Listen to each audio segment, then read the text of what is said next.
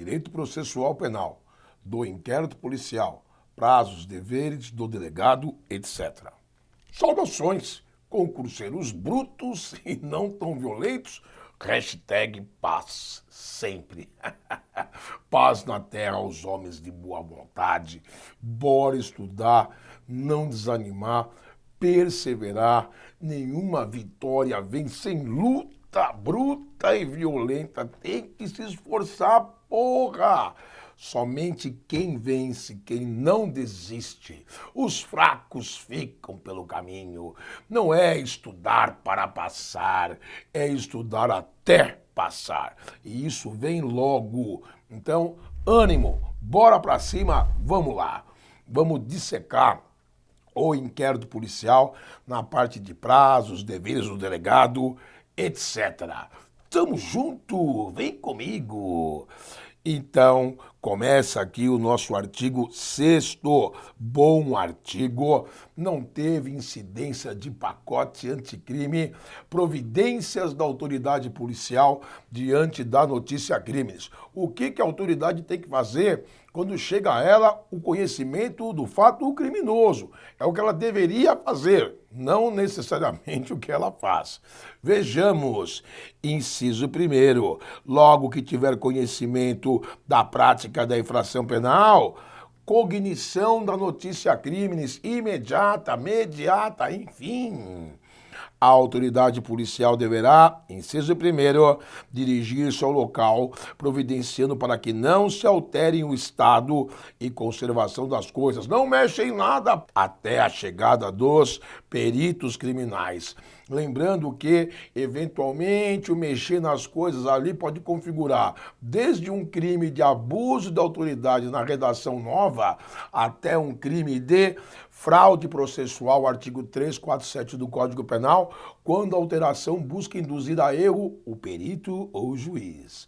Que mais? Inciso 2º, apreender os objetos que tiverem relação com o fato, relacionados ao fato.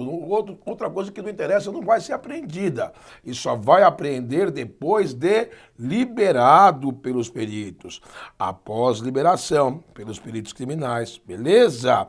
Inciso 3º, colher todas as provas que servirem para o esclarecimento do fato e suas circunstâncias, identificação das testemunhas, reconhecimento do local, captação lá de imagens de câmeras de segurança, todas as provas.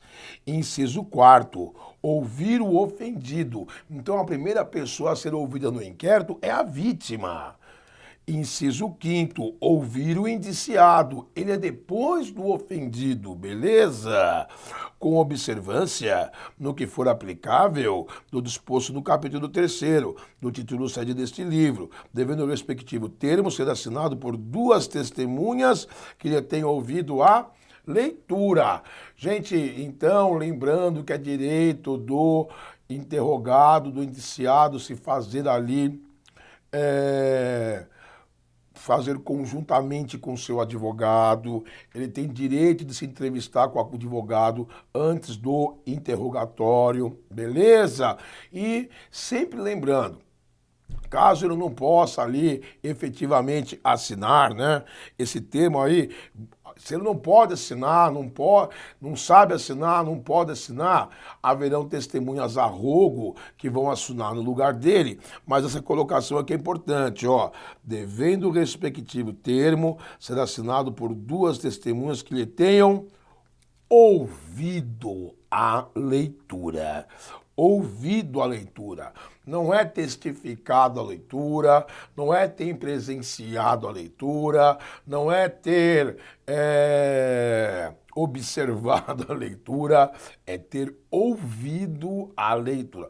Para que depois ele não diga, eu assinei sem saber, eu assinei, eu fui coagido. Então tem duas testemunhas ali que lhe tenham ouvido a leitura do depoimento, beleza? Muito bem. Que mais? Inciso 6º, proceder a reconhecimento de pessoas e coisas e acariações. Reconhecimento de pessoas e coisas, depois nós vamos explicar isso aí mais detalhadamente na parte de provas, tá bom? Mas O normal é, primeiro, o reconhecedor descrever a pessoa, descrever a coisa que se pretende ser reconhecida. Não se pode pegar o reconhecedor, o suspeito, e dizer aquele é o cara, porque você estaria induzindo o reconhecimento e geraria uma nulidade. E a cariação é botar a pessoa de frente com a outra. Quem pode ser acariado? Todo mundo. As testemunhas, o indiciado e a testemunha, o ofendido e a testemunha, ofendido e indiciado. Sempre se faz a cariação para apuração de pontos divergentes nos depoimentos, tá bom? Muito bem. Inciso 7º. Determinar, se for o caso, que se proceda a exame de corpo de delito e a quaisquer outras perícias. Toda infração penal que deixar vestígios é obrigatório. A realização do exame de corpo de delito direto ou indireto, não bastando para tanto a confissão do acusado. Não pode suprir isso daí. Tem que fazer a perícia. Perícia, laudo, exame de corpo de delito são sinônimos, ok? Muito bom. Inciso 8º. Ordenar a identificação do indiciado pelo processo datiloscópico, se possível, e fazer juntar aos autos sua folha de antecedentes. Gente, essa identificação do indiciado será feita no primeiro momento caso ele não tenha documento comprobatório da sua identificação ali, tá bom? E essa folha de antecedentes do indiciado, nela só deve constar o quê? Se ele possui passagem, não é nem passagem, se ele possui sentença transitada e julgada por crime, se ele não for mais réu primário. Meros mexericos não devem integrar ou constar da FA, beleza? Que mais? Inciso 9º, averiguar a vida pregressa do indiciado, sob o ponto de vista individual, familiar e social. Era pobre, era rico, sua condição econômica, sua atitude e estado de ânimo antes e depois do crime, se está arrependido, se foi premeditado, se era caso de vingança, porque tudo isso depois vai subsidiar o juiz na análise da culpabilidade dele. E durante ele, e quaisquer outros elementos que contribuírem para a apreciação do seu temperamento e caráter, inclusive daquilo que concede depois ao juiz decretar alguma medida cautelar, ok? Então, tudo que envolve a figura do indiciado associado ao crime deve ser detalhado. Inciso 10. Esse mais recente de todos, incluído aí no ano de 2016. Colher informações sobre a existência de filhos, respectivas idades, se possuem alguma deficiência, nome e contato de eventual responsável pelos cuidados dos filhos, indicado pela pessoa presa. Isso caso o indiciado seja preso preventivamente, seja preso temporariamente. Tem que perguntar para ele se tem filho menor com alguma deficiência, porque vai que depois o moleque morre lá em casa porque o pai foi preso. É ou não é? E essa colocação aqui, já lembro você, vai ser repetida. Quando a pessoa é presa em flagrante, tem que perguntar isso aqui. No interrogatório do acusado no processo, tem que perguntar isso aqui. Se a pessoa é presa preventivamente ou temporariamente, tem que perguntar isso aqui. Ok, artigo 7º. É a reprodução simulada dos fatos. Para verificar a possibilidade de haver a infração sido praticada de determinado modo, a autoridade policial poderá proceder à reprodução simulada dos fatos. É o que a gente sempre fala, na minha experiência como encarregado de inquérito policial militar. O papel aceita tudo. Precisa ver se o que foi dito é plausível de ser realizado. Aquele caso Nardoni, que foi amplamente divulgado em âmbito nacional, onde o pai e a madrasta mataram a menininha Isabela Nardoni, ela foi arremessada da janela do apartamento que morava aqui em São Paulo. Então o pai deu uma versão lá, que quando chegou em casa, pegou a menina, levou para cima, voltou e pá, fez isso, fez aquilo. Quando ele retornou, alguém tinha jogado a criança. Quanto tempo se demorou para fazer tudo isso? Foi perguntado para ele. Ah, demorou 30 minutos. Foram tentar reproduzir esse evento. Meu, em 30 minutos, só se ele fosse o The Flash. Quer dizer, era impossível ter ocorrido tudo aquilo naquele lapso de tempo. Por isso que a reprodução simulada dos fatos, ela é importante, também conhecida como reconstituição do crime, beleza? Contudo, existem circunstâncias em que ela não deverá ser realizada. Quando? Desde que esta não contrarie a moralidade. Então não posso pedir para o estuprador reconstituir o crime com a estuprada. Concorda comigo? Vai ficar meio estranho. Ou a ordem pública. Esse caso do Nardoni, quando houve a reconstituição, ele não compareceu. Foi até bom lembrar disso. Se ele comparecesse no dia, talvez ele fosse linchado, porque tinha bem umas 10 mil pessoas do lado de fora do apartamento querendo pegar ele e a mulher lá, a Ana Jatobá, de pau, entendeu? Então, eventualmente numa situação dessa, vai gerar problema na ordem pública, melhor não reconstituir. Agora, o que veio a calhar? Ninguém é obrigado a produzir prova contra si mesmo. Já havia essa pergunta de concurso. Então, nesse sentido, se o indiciado foi intimado a reproduzir a prova, ele não é obrigado a reproduzir. E se ele não é obrigado a reproduzir, também não será obrigado a comparecer. Beleza? Artigo 8º. Havendo prisão em flagrante, será observado o disposto do capítulo 2º, título 9 deste livro, que nós veremos depois, aí é o rito do flagrante, tá bom? Artigo 9º. Todas as peças do inquérito policial serão, num só processado, reduzidas a escrito ou datilografadas. Na verdade, elas são digitadas, ok? Reduzidas quer dizer aquilo que é dito é transcrito em papel. Não se esqueça que uma das características do inquérito policial é ser escrito. E, neste caso, rubricadas pela autoridade. Então, todas as folhas do inquérito policial, que compõem os autos do inquérito, a autoridade policial rubrica na margem da folha. O escrivão também rubrica, tá bom? Artigo 10. Eita que esses são os prazos. O inquérito policial deverá terminar no prazo de 10 dias se o indiciado estiver sido preso em flagrante. 10 dias, Justiça Estadual. 15 dias, Justiça Federal, indiciado preso. 30 dias, nos casos do crime de tráfico de drogas, podendo esse prazo ser prorrogado. 20 dias em caso de inquérito policial militar. Ou estiver preso preventivamente, contado o prazo, nesta hipótese, a partir do dia em que se executará a ordem de prisão. Então, prisão preventiva, prisão temporária, começa a contar o prazo a partir de quando se efetivou a prisão, e não de quando a ordem foi dada. Porque o juiz pode ter dado a ordem há um mês atrás, só conseguiu prender hoje. O prazo não está correndo, o prazo começa a correr a partir de quando você cata o cidadão. Ou no prazo de 30 dias quando estiver solto. Justiça Federal, 30 dias, Justiça Estadual, 30 dias, Justiça Militar, 40 dias, tráfico de drogas, 90 dias para concluir com o indiciado solto, mediante fiança ou sem ela. Muito bem, então esses são os prazos. Atenção com eles, é meio carne de vaca, né? Você viu que, segundo o pacote anticrime, juiz de garantias, esse prazo aqui de indiciado preso pode ser prorrogado por mais 15 dias. Isso não está valendo ainda, beleza? É o juiz das garantias, a previsibilidade para prorrogar o inquérito, no caso do indiciado preso, coisa que ainda não está autorizada, ok? Está suspenso isso daí, eu já disse. Artigo 1º. O inquérito se encerra com um relatório. A autoridade fará minucioso relatório do que tiver sido apurado e enviará os autos ao juiz competente. Gente, nesse relatório, a autoridade policial vai dizer o quê? O que fez, o que deixou de fazer, por que não fez.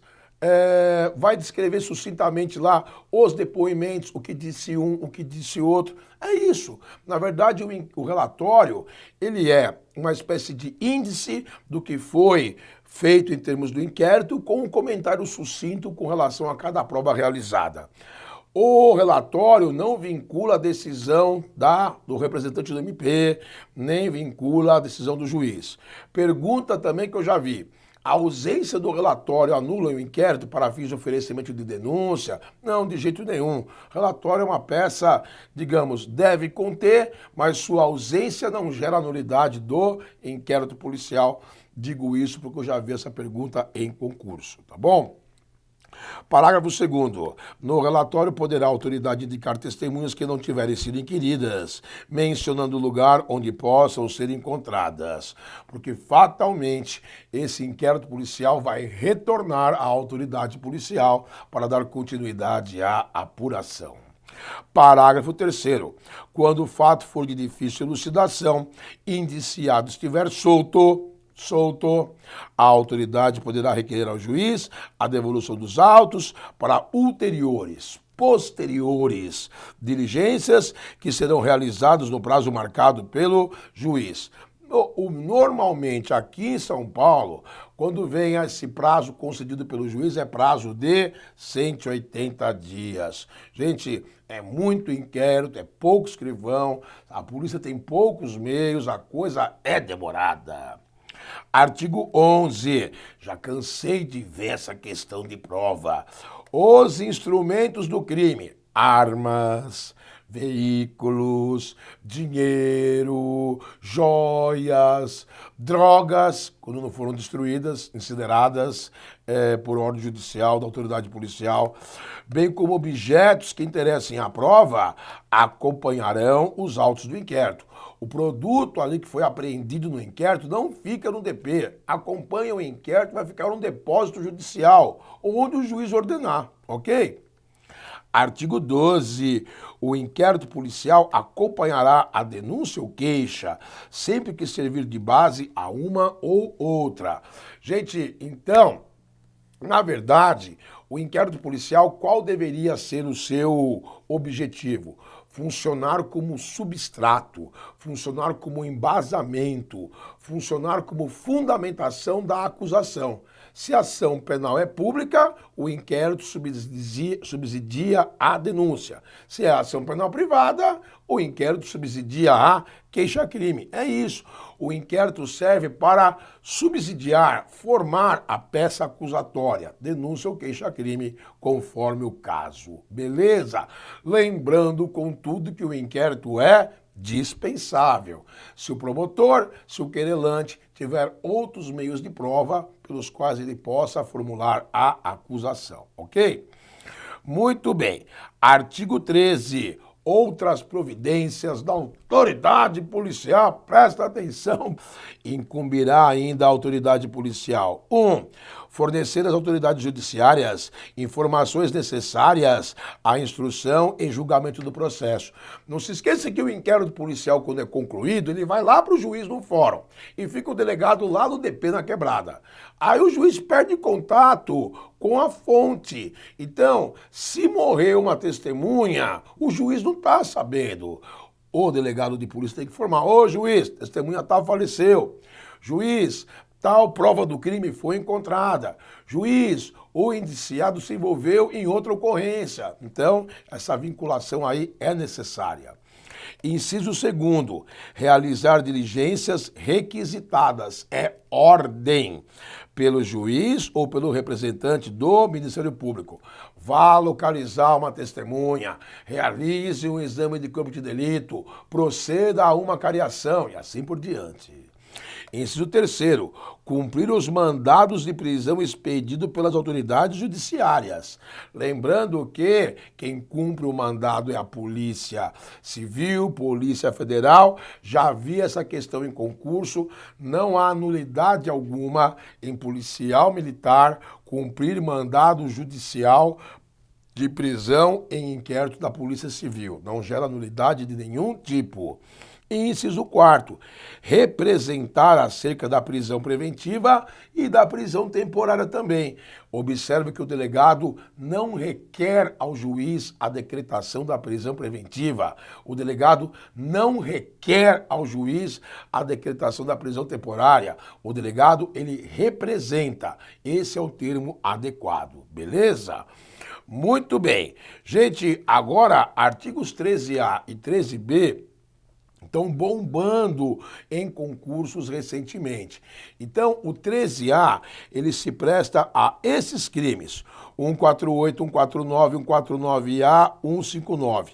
Que crimes são esses, meu amigo? Sequestro e cárcere privado é o crime de extorsão mediante sequestro, é o crime de extorsão com retenção da vítima, é o crime de tráfico de pessoas, é o crime de redução à condição análoga de escravo e o crime de remessa de menores para o exterior, que é o 239 do ECA. Então, eu vou sintetizar tudo que está aqui para a gente não estourar aqui no nosso tempo. Então, nesses crimes, eu acabei de mencionar, delegado de polícia, promotor de justiça, podem requisitar diretamente a órgãos públicos e privados o fornecimento de dados, informações para tentar localizar quem? O indiciado ou o ofendido, a vítima, beleza? Tá aqui, ó. O membro do MP ou o delegado poderá requisitar ordem independente de atuação do juiz, de qualquer órgão do poder público ou de empresa privada, dados e informações cadastrais da vítima ou de suspeitos. Atenção! A requisição tem que ser cumprida no prazo de 24 horas, sob pena de desobediência, o órgão público ou privado que não responder. E nessa requisição do delegado ou do promotor tem que conter o quê? Nome da autoridade requisitante, número do inquérito policial e a identificação da unidade de polícia judiciária responsável pela investigação, 100 DP, 11 DP, 95º DP. E aí o artigo 13B. O artigo 13B só vale para um crime, só para o crime de tráfico de pessoas, só para ele. E agora, no artigo 13B, o delegado, o promotor, pela via judicial, podem requisitar junto às empresas prestadoras do serviço de telefonia a captação de sinais dos aparelhos telefônicos. Porque quando o criminoso liga, quando a vítima liga, o sinal do telefone bate numa antena de captação mais próxima e com isso permite-se aproximadamente identificar o local de onde está sendo feita a chamada. Então, inicialmente se faz isso pela via judicial. Esse tipo de captação de sinais não dá acesso ao conteúdo da ligação, só a localização. Pode ser de 30 dias o prazo, prorrogáveis por mais 30, e se precisar de mais tempo, o juiz concede. Não precisa instaurar o inquérito na hora.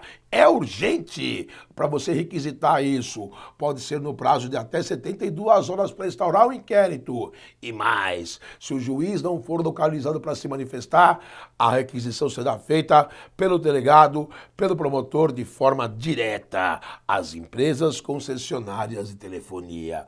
Vamos ver isso daí então? Olha lá.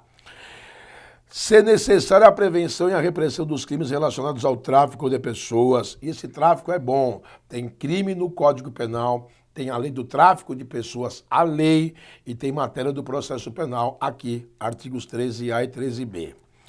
O membro do Ministério Público ou o delegado de polícia poderão requisitar, ordenar, mediante autorização judicial, pela via judicial, as empresas prestadoras de serviço de telecomunicações ou telemática que disponibilizem imediatamente meios técnicos adequados. Quem são essas empresas? Claro, TIM, Oi, Vivo, Nextel. Como sinais, informações e outros que permitam a localização da vítima ou dos suspeitos do delito em curso. Então, é isso, a captação de sinais. Isso aí, gente, é muito bom, viu? Teve um caso aqui em São Paulo, Mércia Nakajima, o namorado dela, um sargento da PM aposentado que era advogado, esqueci o nome do miserável agora, esse cara, ele estrangulou a moça e empurrou ela dentro de uma represa. Só que ele, terminado o crime, fez uma ligação para um comparsa dele. E a antena captadora próxima da represa pegou esse sinal. E ele não se deu conta disso. Aí no dia que foi interrogado, né, essa foi a prova cabal. Nesse dia o juiz perguntou, onde você estava na hora do crime? Eu estava lá em Xiririca da Serra, bem longe do local ocorrência da morte da moça. E o juiz questionou, e você perdeu seu celular, alguma coisa? Não, sempre esteve comigo. Então como é que você explica, maldito, esse sinal captado no local do crime do seu celular? Se você estava em Xiririca da Serra, aí aquela cara de bunda do réu. Não tem. Explicar o inexplicável é impossível. Então, toma. Parágrafo 1º. Para os efeitos deste artigo, sinal significa posicionamento da estação de cobertura, setorização e intensidade de radiofrequência. Uou! Na hipótese de que trata o caput, o sinal. Falamos isso, não permitirá acesso ao conteúdo da comunicação de qualquer natureza, porque aí já é caso de outra interceptação telefônica, é outra lei, outro modal de apuração, que dependerá da autorização judicial conforme disposto em lei.